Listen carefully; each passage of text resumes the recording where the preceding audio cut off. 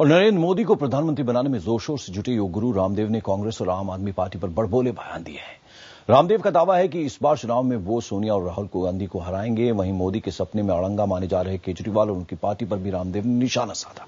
रामदेव ने कहा है कि आम आदमी पार्टी व्यवस्था परिवर्तन का टेप रिकॉर्ड बजा रही है, जबकि 2 करोड़ देकर पार्टी के संस्थापक बने उसके नेता देश तोड़ने की बात करते हैं। वजह से उसके करोड़ों वोट खत्म हो गए। फिर कांग्रेस एक बार फिर रामदेव ने साधा कांग्रेस पर निशाना। मैं गारंटी देता हूं आपको, राहुल गांधी, सोनिया गांधी, इन दोनों को हम हराएंगे। इस बार आम आदमी पार्टी को भी लिया घेरे में। अरे वो तो देश की एकता, अखंडता, संप्रभुता को वो झाड़ू लगा के खत्म करना चाह रहे हैं। एक बार फिर दोहराई मोदी की जीत की बात। जब कांग्रेस का शीर्ष नेतृत्व हारेगा तो जीतेगा कौन, आप अंदाजा लगा सकते हैं।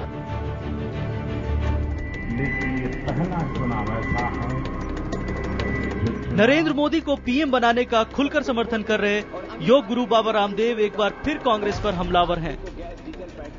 महाराष्ट्र के इंदापुर में मीडिया से मुखातिब रामदेव ने दावा किया कि कांग्रेस इस बार के आम चुनाव में हारने जा रही है। रामदेव के मुताबिक इस चुनाव में पार्टी को कोई नहीं बचा पाएगा, खुद राहुल गांधी भी नहीं, क्योंकि रामदेव को लगता है कि राहुल में वो करिश्माई व्यक्तित्व ही नहीं है जो लोगों को उनकी ओर खींच सके। मुझे तो लगता है राहुल गांधी को आगे क्या तो शरद पवार जी भी हाथ पीछे खींच लेंगे। उस आदमी के अंदर कोई करिश्माई व्यक्तित्व नहीं है ना। रामदेव का दावा है कि इस चुनाव में कांग्रेस के करोड़ों वोट खत्म होंगे और इसका कारण कोई और नहीं बल्कि खुद पार्टी के महासचिव दिग्विजय सिंह और कैबिनेट मंत्री कपिल सिब्बल हैं। रामदेव को इस चुनाव में कांग्रेस की हार का इतना यकीन है कि उन्होंने राहुल गांधी और सोनिया गांधी को हराने तक की गारंटी दे डाली। राहुल गांधी को इस बार हम खुद हराएंगे। मैं गारंटी देता हूं आपको, राहुल गांधी, सोनिया गांधी, इन दोनों को हम हराएंगे। लेकिन इस बार योग गुरु का हमला केवल कांग्रेस तक ही सीमित नहीं था। 2014 में मोदी का विजय रथ रोकने में मददगार बताई जा रही आम आदमी पार्टी पर भी रामदेव ने खूब वार किए। रामदेव ने कहा कि आपकी विचारधारा ही देश को तोड़ने वाली है और ये पार्टी केवल व्यवस्था परिवर्तन का टेप रिकॉर्ड बजा रही है। जो संस्थापक जो 2 करोड़ रुपए जिसने आम आदमी पार्टी को दिया, वो कहता है पहले तो कि कश्मीर में जनमत संग्रह कराओ कि ये पाकिस्तान में जाना चाहते हैं कि नहीं और इनको पाकिस्तान में शामिल कर दो। दूसरा कहता है कि अब दूसरा स्टेटमेंट दिया कि कश्मीर में जनमत संग्रह कराओ, वहां से आर्मी हटाओ। राष्ट्र की एकता, अखंडता, संप्रभुता, इसको जो खंडित करना चाहते हैं वो भ्रष्टाचार पर कब झाड़ू लगाएंगे।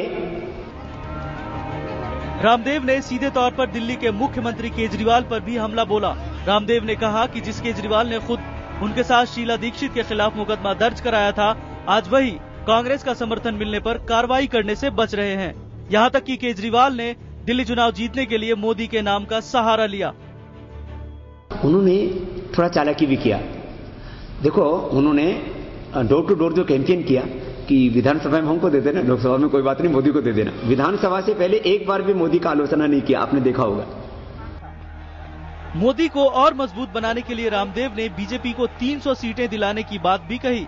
साथ ही साथ ये भी कह दिया कि अब तो अन्ना हजारे भी मोदी के खिलाफ नहीं बोलते हैं, यानी वो मोदी को अच्छा समझने लगे हैं। बड़बोले रामदेव ने ये भी कहा कि अन्ना और केजरीवाल को उत्तर भारत में कोई नहीं जानता था, खुद उन्होंने ही दोनों को लोगों से परिचित कराया। मोदी के लिए समर्थन जुटाने में लगे रामदेव की इन बातों को जनता कितनी गंभीरता से लेती है, यह आने वाला समय ही बताएगा। Bureau report, IBN 7।